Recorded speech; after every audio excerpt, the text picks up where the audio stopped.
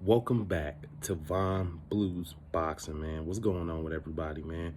So I wanted to give my predictions for the Shakur Stevens versus Jeremiah Nakathilla fight, and also the Jose Pedraza versus Julian Rodriguez fight at 140 pounds.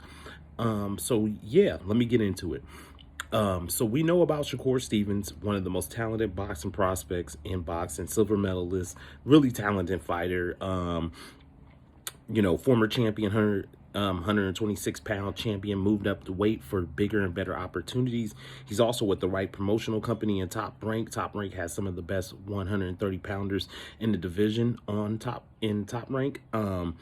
So yeah, it's a really so for Shakur, this fight basically he's already the mandatory. It was kind of almost like a voluntary fight for him, but just to keep him active. So yeah, it's a pretty good fight. Now Jeremiah Nakathilla, he has not fought anywhere remotely close to Shakur Stevens levels of fighters that he's fought, or even at Shakur Stevens levels. He's more of a domestic guy. He's from, I believe, Nambia, the country of Nambia. So he has not fought that level of competition. Then we got, so that's just a little rundown on them. Then we got Jose Pedraza. Jose Pedraza is a former world champion.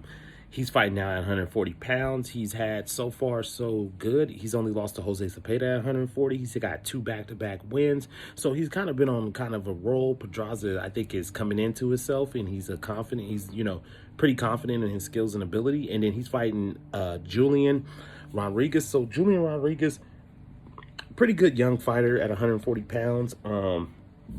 He had a 2-year layoff, had a shoulder injury that just didn't really heal well, and now here he is in the biggest fight of his career against Jose Pedraza. Williams has got good punching power, pretty good fighter, good punching power. He's had some skills behind his boxing. And yeah, so that's going to be a pretty good fight within itself. Rodriguez is actually the betting favorite in that fight right now if you go on the betting sites and things of that nature. But I'm just going to give my predictions in that fight. I think it's going to be a really close fight. I think Rodriguez is going to jump on Pedraza early, you know what I'm saying? Try to shock him, put pressure on him, and just try to take the fight to him. But I think Pedraza, with his experience, his boxing ability, punching, his boxing ability and his intelligence and his experience of being in high-level fights and fighting high-level opponents, I think he will get the win in this fight. I think it'll be close. I honestly think it'll be close. I think it'll be a close decision for Jose Pedraza. I think he'll beat Rodriguez. I think Rodriguez will give him a hell of a fight. I think this is going to be a fun, exciting fight. I think it's going to be really competitive. And I just see Pedraza edging him out. Just Pedraza being a little more skilled, a little more seasoned, and a little more experienced at these level of fights. And I think he'll get a close decision.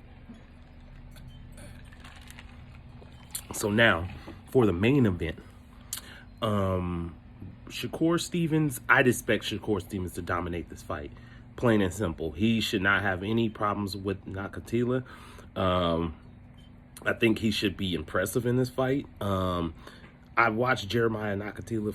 I found some of his fights and watched him. The thing about Nakathilla, he has a very dangerous right hand, and he throws it with every fiber in his body. So Shakur needs to be careful about that right hand. He needs to watch out for that right hand. That's one of the best punches. Nakathilla likes to fight from distance too, uses length and range and stuff like that.